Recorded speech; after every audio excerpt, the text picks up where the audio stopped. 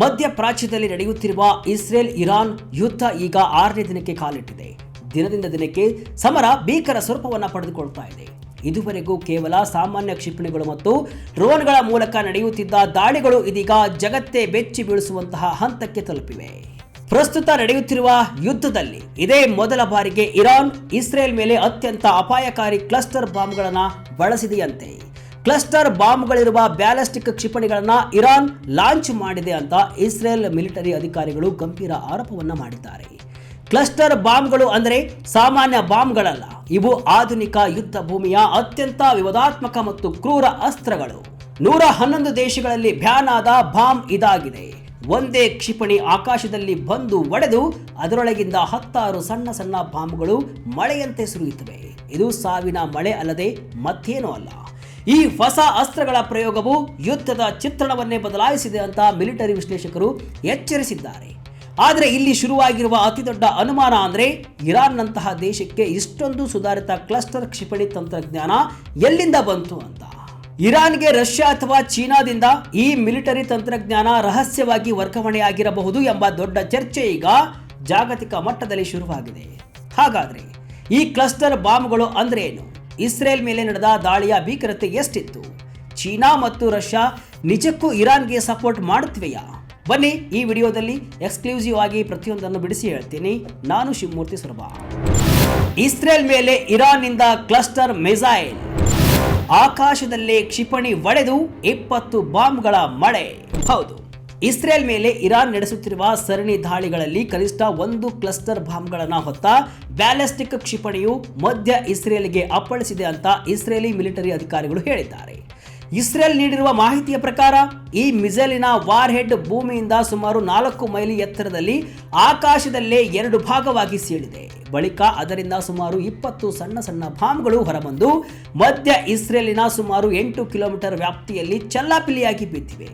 ಈ ಬಾಂಬ್ಗಳ ಪೈಕಿ ಒಂದು ಬಾಂಬ್ ಟೆಲ್ ಅವೀವಿನ ದಕ್ಷಿಣಕ್ಕಿರುವ ಅಜೋರ್ ಎಂಬ ಪಟ್ಟಣದ ವಸತಿ ಕಟ್ಟಡವೊಂದಕ್ಕೆ ಅಪ್ಪಳಿಸಿದೆ.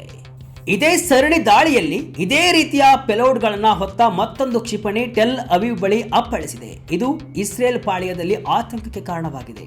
ಈ ಹಿನ್ನೆಲೆ ಇಸ್ರೇಲ್ ಮಿಲಿಟರಿ ನೆಲದ ಮೇಲೆ ಬಿದ್ದಿರುವ ಆದರೆ ಸಿಡಿಯದೆ ಉಳಿದಿರುವ ಕ್ಲಸ್ಟರ್ ಬಾಂಬ್ಗಳ ಬಗ್ಗೆ ಸಾರ್ವಜನಿಕರಿಗೆ ಎಚ್ಚರಿಕೆ ನೀಡುವ ಗ್ರಾಫಿಕ್ ಅನ್ನು ಬಿಡುಗಡೆ ಮಾಡಿದೆ. ಇಸ್ರೇಲ್ ಮಿಲಿಟರಿ ವಕ್ತಾರ ಬ್ರಿಗೇಡಿಯರ್ ಜನರಲ್ ಎಫಿ ಡೆಫ್ರಿನ್ ಅವರು ಮಾಧ್ಯಮಗಳೊಂದಿಗೆ ಮಾತನಾಡಿ, ಇರಾನಿನ ಉಗ್ರ ಆಡಳಿತವು ನಾಗರಿಕರಿಗೆ ಗರಿಷ್ಠ ಹಾನಿ ಉಂಟು ಮಾಡುವ ಉದ್ದೇಶದಿಂದಲೇ ಇಂತಹ ವ್ಯಾಪಕವಾಗಿ ಹರಡುವ ಶಸ್ತ್ರಾಸ್ತ್ರಗಳನ್ನು ಬಳಸಿದೆ ಅಂತ ಕಿಡಿಕಾರಿದ್ದಾರೆ. ಏನಿದು ಕ್ಲಸ್ಟರ್ ಬಾಂಬ್? ಯಾಕಿಷ್ಟು ಡೇಂಜರ್? ಕ್ಷಣಾರ್ಧದಲ್ಲಿ ಕಿಲೋಮೀಟರ್ ಗಟ್ಟಲೆ ಹರಡುತ್ತೆ ಸಾವು. ಸಾಮಾನ್ಯ ಬ್ಯಾಲಿಸ್ಟಿಕ್ ಕ್ಷಿಪಣಿಗಳು 500ರಿಂದ 1000 ಕೆಜಿ ತೂಕದ ಒಂದೇ ಒಂದು ದೊಡ್ಡ ವಾರ್ ಹೆಡ್ಗಳನ್ನು ಹೊತ್ತೊಯ್ಯುತ್ತವೆ ಮತ್ತು ಒಂದೇ ಕಡೆ ಬೃಹತ್ ಸ್ಫೋಟಕ್ಕೆ ಕಾರಣವಾಗುತ್ತವೆ. ಆದರೆ ಕ್ಲಸ್ಟರ್ ವಾರ್ ಹೆಡ್ಗಳು ಕೆಲಸ ಮಾಡುವ ರೀತಿಯೇ ಬೇರೆ. ಇವು ಒಂದೇ ಸ್ಫೋಟದ ಬದಲಿಗೆ ಆಕಾಶದ ಮಧ್ಯದಲ್ಲಿಯೇ ತೆರೆದುಕೊಂಡು ಡಜನ್ ಗಟ್ಟಲೆ ಸಣ್ಣ ಬಾಂಬ್ಗಳನ್ನು ಬಿಡುಗಡೆ ಮಾಡುತ್ತವೆ. ಪ್ರತಿಯೊಂದು ಸಣ್ಣ ಬಾಂಬ್ ಸುಮಾರು 7 ಕೆಜಿ ಸ್ಫೋಟಕ ಸಾಮರ್ಥ್ಯವನ್ನು ಹೊಂದಿರುತ್ತವೆ. ಇದು ಹಮಾಸ್ ಮತ್ತು ಹೆಜ್ಬುಲ್ಲಾ ಉಗ್ರರು ಬಳಸುವ ಶಾರ್ಟ್ ರೇಂಜ್ ರಾಕೆಟ್ಗಳ ಶಕ್ತಿಗೆ ಸಮಾನವಾಗಿರುತ್ತೆ. ಒಂದೊಂದು ಸ್ಫೋಟವು ಚಿಕ್ಕದಾಗಿದ್ರೂ ಕೂಡ ಒಟ್ಟಾರೆ ವಿನಾಶದ ವ್ಯಾಪ್ತಿ ಬೃಹತ್ ಪ್ರಮಾಣದಲ್ಲಿ ಇರುತ್ತೆ. ಯಾಕಂದ್ರೆ ಈ ಬಾಂಬ್ಗಳು ವಿಶಾಲವಾದ ಪ್ರದೇಶದಲ್ಲಿ ಬಿದ್ದಿರುತ್ತವೆ. ಇದರಿಂದ ದೊಡ್ಡ ಮಟ್ಟದ ಸಾವು, ನೋವು, ಎಫೆಕ್ಟ್ ಸಂಭವಿಸುತ್ತೆ. ಆಕಾಶದಲ್ಲಿ ತಡೆದರೆ ಮತ್ತಷ್ಟು ಡೇಂಜರ್. ಸಿಡಿಯದ ಬಾಂಬ್ಗಳೇ ಲ್ಯಾಂಡ್ ಮೈನ್ಗಳು. ಇದಕ್ಕಿಂತ ದೊಡ್ಡ ಅಪಾಯವನ್ನು ನಾವು ಗಮನಿಸಿದ್ರೆ ಆಕಾಶದಲ್ಲೇ ಇದನ್ನ ತಡೆದಾಗ ಅಥವಾ ಇಂಟರ್ಸೆಪ್ಟ್ ಮಾಡಿದಾಗ ಪರಿಣಾಮ ಇನ್ನೂ ಭೀಕರವಾಗಿರುತ್ತೆ. ಹೌದು, ಮಿಲಿಟರಿ ತಜ್ಞರು ಹೇಳುವಂತೆ ಕ್ಷಿಪಣಿ ಒಂದು ತನ್ನ ಗುರಿಯನ್ನ ತಲುಪಿದ್ರೆ ಅದರೊಳಗಿನ ಬಾಂಬ್ಗಳು ನೆಲಕ್ಕೆ ಬಿದ್ದ ತಕ್ಷಣ ಸ್ಫೋಟಗೊಳ್ಳುತ್ತವೆ. ಆದರೆ ಡಿಫೆನ್ಸ್ ಸಿಸ್ಟಮ್ಗಳ ಮೂಲಕ ಆಕಾಶದಲ್ಲಿ ಅದನ್ನ ಹೊಡೆದುರುಳಿಸಿದ್ರೆ ಈ ಸಣ್ಣ ಬಾಂಬ್ಗಳು ಎಲ್ಲೆಂದರಲ್ಲಿ ಅನಿರೀಕ್ಷಿತವಾಗಿ ಬೀಳುತ್ತವೆ. ಆದರೆ ಕೆಲವು ಬಿದ್ದ ತಕ್ಷಣ ಸ್ಫೋಟಗೊಂಡ್ರೆ ಇನ್ನು ಕೆಲವು ಬ್ಲಾಸ್ಟ್ ಆಗದೆ ಹಾಗೆ ಉಳಿಯುತ್ತವೆ. ನೆಲಕ್ಕೆ ಬಿದ್ದಾಗ ಸ್ಫೋಟಗೊಳ್ಳದ ಈ ಬಾಂಬ್ಗಳೇ ಮುಂದಿನ ದಿನಗಳಲ್ಲಿ ಅತಿ ದೊಡ್ಡ ಡೆಡ್ಲಿ ಶತ್ರುಗಳಾಗ್ತವೆ. ಇವು ವರ್ಷಗಳ ಕಾಲ ಆಕ್ಟಿವ್ ಆಗಿರುತ್ತವೆ. ಯಾರಾದರೂ ಕಾಲಿಟ್ರೆ ಅಥವಾ ಮುಟ್ಟಿದ್ರೆ ಲ್ಯಾಂಡ್ ಮೈನ್ಗಳಂತೆ ಸ್ಫೋಟಗೊಳ್ಳುತ್ತವೆ. ಯುದ್ಧ ಮುಗಿದ ಮೇಲೂ ನಾಗರಿಕರಿಗೆ ಮತ್ತು ರಕ್ಷಣಾ ಪಡೆಗಳಿಗೆ ಇದು ನಿರಂತರ ಬೆದರಿಕೆಯಾಗಿರುತ್ತೆ. ಯುದ್ಧದ ದಿಕ್ಕು ಬದಲಿಸಿದ ಇರಾನ್ ಕ್ಷಿಪಣಿ ದಾಳಿ. 111 ದೇಶಗಳಲ್ಲಿ ಕ್ಲಸ್ಟರ್ ಬಾಂಬ್ಗಳು ಬ್ಯಾನ್. ಇಸ್ರೇಲ್ ರಕ್ಷಣಾ ಅಧಿಕಾರಿಗಳ ಪ್ರಕಾರ ಇರಾನ್ ಶನಿವಾರದಿಂದ ಕನಿಷ್ಠ 5 ಕ್ಲಸ್ಟರ್ ಮಿಸೈಲ್ಗಳನ್ನು ಇಸ್ರೇಲ್ ಕಡೆಗೆ ಹಾರಿಸಿದೆ. ಇವೆಲ್ಲವೂ ಕೂಡ ಹೆಚ್ಚು ಜನಸಂದಣಿ ಇರುವ ಪ್ರದೇಶಗಳನ್ನೇ ಟಾರ್ಗೆಟ್ ಮಾಡಿದ್ವು. ಮಂಗಳವಾರ ಕೇಂದ್ರ ಇಸ್ರೇಲಿನ ಕಡೆಗೆ ಒಂದೇ ಬಾರಿಗೆ 2 ಕ್ಲಸ್ಟರ್ ಮಿಸೈಲ್ಗಳನ್ನು ಉಡಾಯಿಸಲಾಗಿತ್ತು. ಕ್ಲಸ್ಟರ್ ವಾರ್ ಹೆಡ್ಗಳ ಬಳಕೆಯು ಇಸ್ರೇಲಿಗೆ ಹೊಸ ಆಪರೇಷನಲ್ ಚಾಲೆಂಜ್ ತಂದೊಡ್ಡಿದೆ. ಇವುಗಳನ್ನು ತಡೆಯುವುದು ಕಷ್ಟ ಮತ್ತು ನಗರ ಪ್ರದೇಶಗಳಲ್ಲಿ ಇವು ಸೃಷ್ಟಿಸುವ ಅನಾಹುತ ಅಪಾರ. ಅಂದಹಾಗೆ ಇರಾನ್ ಮತ್ತು ಇಸ್ರೇಲ್ ನಡುವೆ ಕಳೆದ ವರ್ಷ ಜೂನ್ನಲ್ಲಿ ನಡೆದ 12 ದಿನಗಳ ಯುದ್ಧದಲ್ಲಿ ಇರಾನ್ ಮೊದಲ ಬಾರಿಗೆ ಈ ಕ್ಲಸ್ಟರ್ ಕ್ಷಿಪಣಿಗಳನ್ನು ಬಳಸಿತ್ತು ಅಂತ ಇಸ್ರೇಲ್ ಅಧಿಕಾರಿಗಳು ಹೇಳಿದ್ದಾರೆ. ಆಗ 3 ಕ್ಲಸ್ಟರ್ ಕ್ಷಿಪಣಿಗಳು ಇಸ್ರೇಲಿನ 7 ವಿವಿಧ ನಗರಗಳಿಗೆ ಅಪ್ಪಳಿಸಿದ್ದವು. ಇನ್ನು 2008ರಲ್ಲಿ 100ಕ್ಕೂ ಹೆಚ್ಚು ದೇಶಗಳು ಈ ಶಸ್ತ್ರಾಸ್ತ್ರಗಳ ಬಳಕೆ, ಉತ್ಪಾದನೆ ಮತ್ತು ಸಂಗ್ರಹಣೆಯನ್ನು ನಿಷೇಧಿಸುವ ಕನ್ವೆನ್ಷನ್ ಆನ್ ಕ್ಲಸ್ಟರ್ ಮ್ಯೂನಿಷನ್ಸ್ ಒಪ್ಪಂದಕ್ಕೆ ಸಹಿ ಹಾಕಿವೆ. ಒಟ್ಟು 111 ದೇಶಗಳು ಈ ಒಪ್ಪಂದಕ್ಕೆ ಸಹಿ ಹಾಕಿವೆ. ಆಘಾತಕಾರಿ ವಿಚಾರ ಏನಂದ್ರೆ ಇಸ್ರೇಲ್, ಇರಾನ್, ಅಮೆರಿಕ, ರಷ್ಯಾ ಮತ್ತು ಚೀನಾ ಈ ಒಪ್ಪಂದಕ್ಕೆ ಸಹಿ ಹಾಕಿಲ್ಲ. ಇರಾನಿನ ಕೋರಹಮ್ ಶಹರ್ ಕ್ಷಿಪಣಿಯ ತಾಕತ್ತು 2000 kilometre range, 80 cluster bomb. Israeli military ವಿಶ್ಲೇಷಕರ ಪ್ರಕಾರ ಇರಾನ್ ಕ್ಲಸ್ಟರ್ ವಾರ್ ಹೆಡ್ಗಳನ್ನು ಹೊತ್ತೊಯ್ಯಬಲ್ಲ ಕನಿಷ್ಠ 3 ರೀತಿಯ ಮಿಸೈಲ್ ಸಿಸ್ಟಮ್ ಅನ್ನು ಅಭಿವೃದ್ಧಿಪಡಿಸಿದೆ. ಅವುಗಳೆಂದರೆ short range Zolfaghar missile, long range Qadr missile ಮತ್ತು ಬೃಹತ್ ಕೋರಮ್ ಶಹರ್ ಬ್ಯಾಲಿಸ್ಟಿಕ್ ಮಿಸೈಲ್. ಇದರಲ್ಲಿ ಕೋರಮ್ ಶಹರ್ ಅತ್ಯಂತ ಶಕ್ತಿಶಾಲಿ. ಇರಾನ್ ಹೇಳಿಕೊಳ್ಳುವಂತೆ ಇದು ಸುಮಾರು 2000 ಕಿಲೋಮೀಟರ್ ರೇಂಜ್ ಹೊಂದಿದ್ದು ಬರೋಬ್ಬರಿ 80 ಕ್ಲಸ್ಟರ್ ಬಾಂಬ್ಗಳನ್ನು ಹೊತ್ತೊಯ್ಯಬಲ್ಲದು. ದ ನ್ಯೂಯಾರ್ಕ್ ಟೈಮ್ಸ್ ಉಲ್ಲೇಖಿಸಿದ ವಿಶ್ಲೇಷಣೆಯ ಪ್ರಕಾರ ಸೋವಿಯತ್ ಯುಗದ ಸ್ಕಡ್ ವಿನ್ಯಾಸದ ಆಧಾರದ ಮೇಲೆ ತಯಾರಾದ ಕಿಯಾಮ್ ಸಿರೀಸ್ ಮಿಸೈಲ್ಗಳನ್ನು ಕೂಡ ಇರಾನ್ ಬಳಸುತ್ತಿರಬಹುದು. ಇರಾನ್ ತನ್ನ ಕ್ಲಸ್ಟರ್ ಮದ್ದುಗುಂಡುಗಳ ಉತ್ಪಾದನೆಯ ಬಗ್ಗೆ ಬಹಿರಂಗವಾಗಿ ಮಾತನಾಡುವುದಿಲ್ಲ.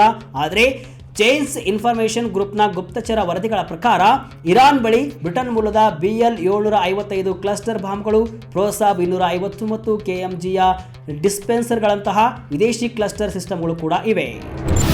ಇರಾನ್ಗೆ ರಷ್ಯಾ, ಚೀನಾದ ರಹಸ್ಯ ಬೆಂಬಲ. ಕಿಲ್ಲರ್ ಡ್ರೋನ್ ಡಿಫೆನ್ಸ್ ಸಿಸ್ಟಮ್ ಕೊಟ್ಟ ಡ್ರ್ಯಾಗನ್. ಈಗ ಈ ವಿಡಿಯೋದ ಮೇನ್ ಸಬ್ಜೆಕ್ಟ್ಗೆ ಬರೋಣ. ರಷ್ಯಾ ಮತ್ತು ಚೀನಾ ಇರಾನ್ಗೆ ಬೆಂಬಲ ನೀಡುತ್ತಿವೆಯಾ ಅಂತ. ಇಸ್ರೇಲ್ ಮತ್ತು ಇರಾನ್ ನಡುವಿನ ಈ ಯುದ್ಧದಲ್ಲಿ ರಷ್ಯಾ ಮತ್ತು ಚೀನಾ ನೇರವಾಗಿ ತಮ್ಮ ಮಿಲಿಟರಿಯನ್ನ ಇಳಿಸಿಲ್ಲ. ಆದರೆ ತೆರೆಮರೆಯಲ್ಲಿ ಇರಾನ್ಗೆ ಭರ್ಜರಿ ರಾಜತಾಂತ್ರಿಕ ಮತ್ತು ತಾಂತ್ರಿಕ ಬೆಂಬಲವನ್ನು ನೀಡುತ್ತಿವೆ. ಇರಾನ್ ಈ ಕ್ಲಸ್ಟರ್ ತಂತ್ರಜ್ಞಾನವನ್ನ ರಷ್ಯಾ ಅಥವಾ ಚೀನಾದಿಂದ ಪಡೆದಿರಬಹುದು ಎಂಬ ಬಲವಾದ ಅನುಮಾನ ಇಸ್ರೇಲಿ ವಿಶ್ಲೇಷಕರಿಗೆ ಇದೆ. ಯಾಕಂದ್ರೆ 2025ರ 12 ದಿನಗಳ ಯುದ್ಧದಲ್ಲಿ ಇರಾನಿನ ರಕ್ಷಣಾ ವ್ಯವಸ್ಥೆಗಳು ಹಾನಿಗೀಡಾದ ನಂತರ ಚೀನಾ ಇರಾನ್ಗೆ ಹೊಸದಾಗಿ ಕಾಮಿಕೇಜ್ ಅಟ್ಯಾಕ್ ಡ್ರೋನ್ಗಳು ಮತ್ತು ಅತ್ಯಾಧುನಿಕ HQ-16 ಹಾಗೂ HQ-17 AE ಏರ್ ಡಿಫೆನ್ಸ್ ಸಿಸ್ಟಮ್ಗಳನ್ನು ಡೆಲಿವರಿ ಮಾಡಿದೆ. ಇರಾನ್ ತನ್ನ ಸಾಮರ್ಥ್ಯವನ್ನ ಮರುನಿರ್ಮಾಣ ಮಾಡಲು ಚೀನಾದ ಈ ಕಿಲ್ಲರ್ ಡ್ರೋನ್ಗಳನ್ನು ಬಳಸುತ್ತಿದೆ. ಅಷ್ಟೇ ಅಲ್ಲ, ಇರಾನ್ ಈಗ ಚೀನಾದಿಂದ CM-302 supersonic anti ship cruise ಕ್ಷಿಪಣಿಗಳನ್ನು ಮತ್ತು DF-17 ಹೈಪರ್ಸಾನಿಕ್ ಗ್ಲೈಡ್ ವಾಹನಗಳನ್ನು ಖರೀದಿಸಲು ಮಾತುಕತೆ ನಡೆಸ್ತಾ ಇದೆ. ಆಂಟಿ ಶಿಪ್ ಕ್ರೂಸ್ ಮಿಸೈಲ್ಗಳು 290 ಕಿಲೋಮೀಟರ್ ರೇಂಜ್ ಅನ್ನು ಹೊಂದಿದ್ದು ಅಮೆರಿಕದ ಹಡಗುಗಳನ್ನು ಟಾರ್ಗೆಟ್ ಮಾಡಬಲ್ಲದು. ಪಾಶ್ಚಿಮಾತ್ಯ ದೇಶಗಳ ಕಠಿಣ ನಿರ್ಬಂಧಗಳ ಕಾರಣದಿಂದಾಗಿ ಇರಾನ್ ಈ ಶಸ್ತ್ರಾಸ್ತ್ರಗಳ ಖರೀದಿಗೆ ಹಣದ ಬದಲಾಗಿ ಚೀನಾಕ್ಕೆ ಕಚ್ಚಾ ತೈಲವನ್ನು ನೀಡುತ್ತಾ ಇದೆ. ಇರಾನ್ ತನ್ನ ಒಟ್ಟು ತೈಲ ರಫ್ತಿನ 90% ಚೀನಾಕ್ಕೆ ನೀಡುತ್ತಿದೆ. ಸ್ಟೆಲ್ತ್ ವಿಮಾನಗಳನ್ನು ಪತ್ತೆ ಹಚ್ಚುವ ರಾಡಾರ್ಗಳು ಮತ್ತು ಎಲೆಕ್ಟ್ರಾನಿಕ್ ವಾರ್ ಫೇರ್ ಉಪಕರಣಗಳನ್ನು ಸಹ ಚೀನಾ ಇರಾನ್ಗೆ ಒದಗಿಸ್ತಾ ಇದೆ. ಯುದ್ಧದಲ್ಲಿ ಇರಾನ್ ಪರ ನಿಂತ ರಷ್ಯಾ. ಕ್ಲಸ್ಟರ್ ಹಿಂದೆ ಚೀನಾ, ರಷ್ಯಾ ಕೈವಾಡ. ಇನ್ನೊಂದೆಡೆ ರಷ್ಯಾ ಕೂಡ ಅಮೆರಿಕ ಮತ್ತು ಇಸ್ರೇಲಿನ ದಾಳಿಗಳನ್ನು ಕಟುವಾಗಿ ಖಂಡಿಸಿದೆ. ಇದು ಅಂತಾರಾಷ್ಟ್ರೀಯ ಕಾನೂನಿನ ಉಲ್ಲಂಘನೆ ಅಂತ ರಷ್ಯಾ ಜೆರ್ದಿದೆ.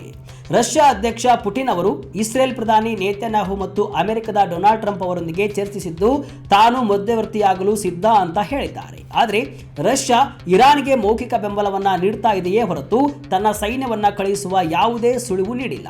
ಚೀನಾ ಅಧ್ಯಕ್ಷ ಕ್ಸಿ ಜಿನ್ಪಿಂಗ್ ಮತ್ತು ಪುಟಿನ್ ದೂರವಾಣಿ ಕರೆಗಳಲ್ಲಿ ಮಾತನಾಡಿ ಇಸ್ರೇಲಿನ ಕ್ರಮಗಳನ್ನು ಟೀಕಿಸಿದ್ದಾರೆ ಮತ್ತು ತಕ್ಷಣ ಕದನ ವಿರಾಮಕ್ಕೆ ಒತ್ತಾಯಿಸಿದ್ದಾರೆ. ಆದರೆ ಇರಾನ್ ಕ್ಲಸ್ಟರ್ ಮಿಸೈಲ್ಗಳನ್ನು ಬಳಸಿದ ತಕ್ಷಣ ಅತಿ ದೊಡ್ಡ ಪ್ರಶ್ನೆ ಎದುರಾಗಿದೆ. ಇರಾನ್ನಂತಹ ದೇಶಕ್ಕೆ ಇಷ್ಟೊಂದು ಸುಧಾರಿತ ಕ್ಲಸ್ಟರ್ ಕ್ಷಿಪಣಿ ತಂತ್ರಜ್ಞಾನ ಎಲ್ಲಿಂದ ಬಂತು? ಇರಾನಿನ ಅತ್ಯಾಧುನಿಕ ಶಸ್ತ್ರಾಸ್ತ್ರ ಕಾರ್ಯಕ್ರಮಗಳಿಗೆ ಲಿಂಕ್ ಆಗಿದ್ದ ಅನೇಕ ವಿಜ್ಞಾನಿಗಳನ್ನು ಆಗಾಗ್ಗೆ ಹತ್ಯೆ ಮಾಡಲಾಗಿದೆ. ಹೀಗಿರುವಾಗ ಇರಾನ್ ಸ್ವಂತವಾಗಿ ಇದನ್ನು ಅಭಿವೃದ್ಧಿಪಡಿಸಿತಾ ಅಥವಾ ಬೇರೆ ಯಾವುದಾದರೂ ಬಲಶಾಲಿ ದೇಶದ ಕೈವಾಡ ಇದರ ಹಿಂದೆ ಇದೆಯಾ ಎಂಬ ಪ್ರಶ್ನೆ ಬರ್ತಾ ಇದ್ದು ಇಸ್ರೇಲಿ ತಜ್ಞರು ಇದರ ಹಿಂದೆ ಚೀನಾ ಹಾಗೂ ರಷ್ಯಾ ಇರುವ ಸಾಧ್ಯತೆ ಇದೆ ಅಂತ ಹೇಳ್ತಿದ್ದಾರೆ. ಅಂದ್ರೆ ನೇರವಾಗಿ ರಣರಂಗಕ್ಕೆ ಎರಡು ದೇಶಗಳು ಇಳಿದಿಲ್ಲವಾದರೂ ಹಿಂದೆ ನಿಂತು ಇರಾನ್ಗೆ ಬೆಂಬಲವನ್ನ ನೀಡ್ತಿರುವುದು ಜಗಜ್ಜಾಹೀರಾಗಿದೆ. ಹಾರ್ಮುಜ್ ಜಲಸಂಧಿ ಬಂದ್ ಮಾಡಿದ ಇರಾನ್. ಚೀನಾ ರಷ್ಯಾ ಹಡಗುಗಳಿಗೆ ವಿಐಪಿ ಎಂಟ್ರಿ. ಇನ್ನು ಮತ್ತೊಂದು ಆಯಾಮವನ್ನು ನೋಡಿಕೊಂಡು ಬರೋಣ. ಈ ಯುದ್ಧದ ಪರಿಣಾಮ ಕೇವಲ ಇಸ್ರೇಲ್ ಹಾಗೂ ಇರಾನ್ಗೆ ಮಾತ್ರ ತಟ್ಟಿಲ್ಲ, ಇಡೀ ಜಗತ್ತಿನ ಆರ್ಥಿಕತೆಗೆ ಹೊಡೆತ ಬಿದ್ದಿದೆ. ಯುದ್ಧ ಶುರುವಾದಾಗಿನಿಂದಲೂ ಇರಾನಿನ ರೆವಲ್ಯೂಷನರಿ ಗಾರ್ಡ್ಸ್ ವಾಣಿಜ್ಯ ಹಡಗುಗಳ ಮೇಲೆ ದಾಳಿ ಮಾಡುವ ಮತ್ತು ಬೆದರಿಕೆ ಹಾಕುವ ಮೂಲಕ ಹಾರ್ಮುಜ್ ಜಲಸಂಧಿಯನ್ನು ಬಂದ್ ಮಾಡಿದ್ದಾರೆ. ಕನಿಷ್ಠ 8 ಹಡಗುಗಳ ಮೇಲೆ ದಾಳಿ ಕೂಡ ನಡೆದಿವೆ. ಈ ಹಾರ್ಮುಜ್ ಜಲಸಂಧಿ ಮೂಲಕ ಜಗತ್ತಿನ ಶೇಕಡ 20% ಕಚ್ಚಾ ತೈಲ ಪೂರೈಕೆ ಆಗ್ತಾ ಇದೆ. ಈಗ ಇಲ್ಲಿ ಟ್ರಾಫಿಕ್ ಶೂನ್ಯಕ್ಕೆ ಇಳಿದಿದ್ದು 150ಕ್ಕೂ ಹೆಚ್ಚು ತೈಲ ಟ್ಯಾಂಕರ್ಗಳು ಸಮುದ್ರದಲ್ಲಿ ಆಂಕರ್ ಹಾಕಿ ನಿಂತಿವೆ. GPS ಜಾಮಿಂಗ್ ಮತ್ತು ಸಮುದ್ರದಲ್ಲಿನ ಮೈನ್ಗಳ ಥ್ರೆಟ್ ಈ ಮಾರ್ಗವನ್ನು ನರಕವನ್ನಾಗಿಸಿದೆ. ಇನ್ನು ರಷ್ಯಾ ಮತ್ತು ಚೀನಾ ಇರಾನ್ಗೆ ಬೆಂಬಲವನ್ನು ನೀಡ್ತಾ ಇದ್ದು, ಆ ದೇಶಗಳ ಹಡಗುಗಳನ್ನು ಇರಾನ್ ಬಿಡ್ತಾ ಇದೆ ಎನ್ನಲಾಗ್ತಿದೆ. ತಮಗೆ ಬೆಂಬಲ ನೀಡುವ ದೇಶಗಳಿಗೆ ಇರಾನ್ ಕೃತಜ್ಞತೆಯನ್ನ ಈ ಮೂಲಕ ಸಲ್ಲಿಸ್ತಾ ಇದೆ ಅಂತ ಹೇಳಲಾಗ್ತಿದೆ. ಆದರೆ ರಷ್ಯಾ ಚೀನಾ ಹಡಗುಗಳಿಗೆ ಯಾವುದೇ ವಿಶೇಷ ವಿಐಪಿ ಎಂಟ್ರಿ ನೀಡಿರುವ ಬಗ್ಗೆ ಖಚಿತ ವರದಿಗಳು ಇಲ್ಲ. ಎಲ್ಲಾ ದೇಶಗಳ ಹಡಗುಗಳು ಈ ಬ್ಲಾಕ್ಗೇಡ್ನಿಂದ ಪರದಾಡ್ತಿವೆ. ಒಟ್ನಲ್ಲಿ ಜಾಗತಿಕವಾಗಿ ಕ್ಲಸ್ಟರ್ ಮದ್ದುಗುಂಡುಗಳು ಅತ್ಯಂತ ವಿವಾದಾತ್ಮಕ ಶಸ್ತ್ರಾಸ್ತ್ರಗಳಾಗಿವೆ. 2023ರಲ್ಲಿ ಅಮೆರಿಕ ಉಕ್ರೇನ್ಗೆ ಕ್ಲಸ್ಟರ್ ಬಾಂಬ್ಗಳನ್ನು ಪೂರೈಸಿದಾಗ ಮತ್ತು ರಷ್ಯಾ ಅದನ್ನು ಬಳಸಿದಾಗ ಇದು ಭಾರಿ ಚರ್ಚೆಯಾಗಿತ್ತು. ಇದೀಗ ಇರಾನ್ ಇಸ್ರೇಲ್ ಮೇಲೆ ಇದನ್ನು ಪ್ರಯೋಗಿಸುವ ಮೂಲಕ ಯುದ್ಧ ಮತ್ತಷ್ಟು ದೊಡ್ಡದಾಗುವ ಸನ್ನಿವೇಶಗಳು ಕಾಣುತ್ತಿವೆ. ರಷ್ಯಾ ಮತ್ತು ಚೀನಾದ ಪರೋಕ್ಷ ಬೆಂಬಲದೊಂದಿಗೆ ಇರಾನ್ ಮತ್ತಷ್ಟು ಬಲಶಾಲಿಯಾಗಿ ಹೊರಹೊಮ್ಮುತ್ತಾ ಇದ್ದು, ನೇರವಾಗಿ ಎಂಟ್ರಿ ಕೊಟ್ಟರೆ 3ನೇ ಮಹಾಯುದ್ಧ ಶುರು ಆಗುವುದರಲ್ಲಿ ಯಾವುದೇ ಅನುಮಾನ ಇಲ್ಲ. ಇದಿಷ್ಟು ಇವತ್ತಿನ ವಿಶೇಷ. ಇದೇ ರೀತಿಯ ಹಲವು ವಿಶ್ಲೇಷಣೆ ಮಾಹಿತಿ ಅಷ್ಟೇ ಅಲ್ಲ, ಮನರಂಜನೆಯ ವಿಡಿಯೋಗಳಿಗಾಗಿ ವಿಜಯ ಕರ್ನಾಟಕ ವೆಬ್ಸೈಟ್, ಫೇಸ್ಬುಕ್ ಹಾಗೂ ಯೂಟ್ಯೂಬ್ ಪೇಜನ್ನು ಫಾಲೋ ಮಾಡಿ. ಧನ್ಯವಾದಗಳು.